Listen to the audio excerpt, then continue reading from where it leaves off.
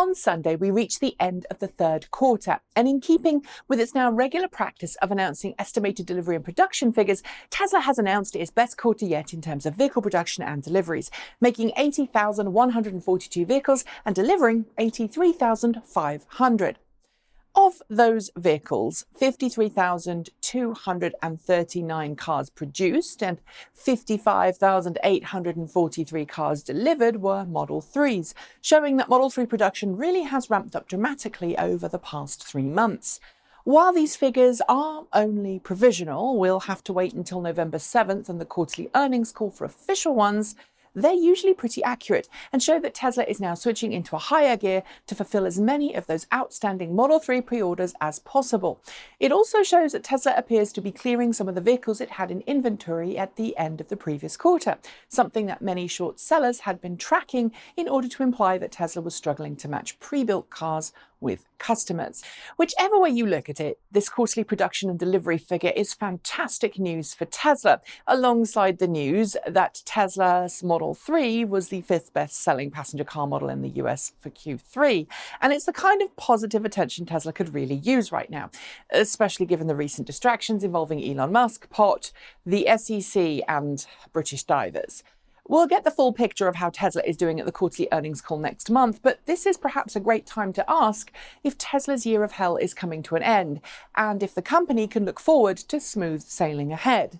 If we assume profitability is the goal, then I think Tesla's pretty close, but not quite where it needs to be yet. That's because Elon Musk has said in the past that he believes Tesla will reach profitability when Model 3 production figures are at 5,000 cars per week on a sustained basis.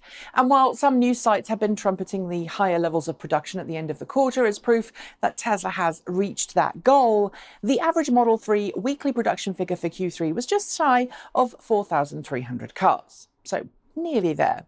Reaching 5,000 Model 3s per week, something I'll suggest will happen in this quarter, is certainly going to help Tesla towards that goal of ending its year of hell and pushing towards profitability. But Tesla's future isn't simply determined by how many cars it can produce. Things are far more nuanced than that.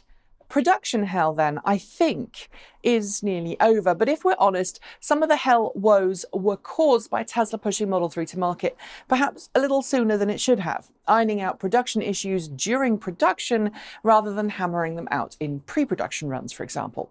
Other issues were caused by poor planning or a lack of large-scale production experience. Musk's own estimating skills were also, by his own admission, partly to blame. Elon actually joked earlier this year that his brother Kimball used to lie to him about the time so that he would actually catch the school bus on time. Regardless of all of that, however, there's more to Tesla being successful and profitable than vehicle production. There are all of those deliveries and logistics to deal with, plus after-sales service and support. Right now, Tesla appears to be tackling the logistics issue, not having enough delivery vehicles, by building its own. That's certainly a fresh way to approach the challenge of getting cars to customers, but as many have noted, it's also another example of a lack of forward planning on Tesla's part. And while building transporters may get Tesla delivering its cars in double quick time, I'm guessing, although of course I don't have the figures, that it costs more to make and operate transporters over the short term than it does to hire them in. In the short term, that could impact the bottom line, but if carried out from now on outwards, well, it could help the company long term. On to sales and support. Well, Tesla needs to dramatically expand its service network to deal with all of those new Teslas on the road.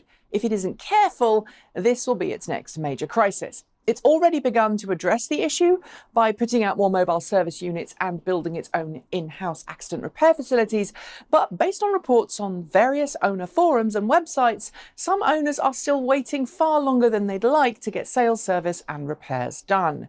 It's something that Tesla and Elon Musk has already acknowledged as being Tesla's next big focus. So here's hoping Tesla can increase its service and repair centers without too many teething problems. If Tesla can manage this and its Q3 figures show that it's close to profitability at last, then it's certainly possible Tesla's year of hell is just about over. Model 3 being the 5th most popular car for the entire quarter is something that shouldn't be dismissed lightly. Although, for context, we should note that sedan sales are far lower now than they once were. Crossover SUVs, be they luxury or not, are outselling their sedan siblings, sometimes by orders of magnitude, for every single automaker out there. Obviously, Tesla is the exception, with Model 3 sales far exceeding Model X sales in recent months.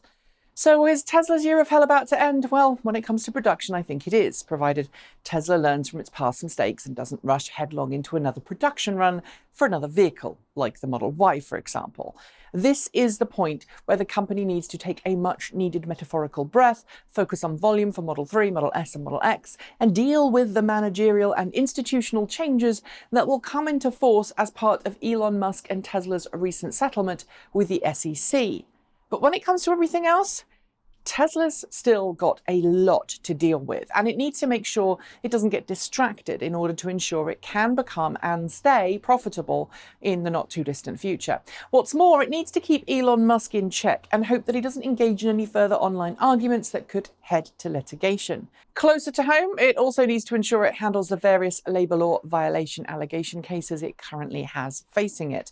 And that's a lot to deal with, as it would be for any company. That's it. Don't forget to give us your thumbs up or thumbs down, leave a comment, and as always, don't forget to subscribe and hit that notification bell. And before I rush off, I'd like to yet again thank you if you've supported the show via Patreon. I really couldn't be making these videos at Transport Evolved on our tight new schedule or paying a part-time employee without your help. So thank you if you are one of our Patreon supporters. If you haven't signed up yet, there is still time. In fact, we're always welcoming of new Patreon supporters at patreon.com/transportevolved. And now you've got an additional reason to join up. This month, we've just launched our very own special Halloween t-shirts. Anyone can buy one right now by following the link below to our shop. But if you're a Patreon supporter who donates more than $5 a month, you'll get a store-wide discount for the entire month of October, including that shirt. So give it a go. Thanks for watching, and as always, keep evolving.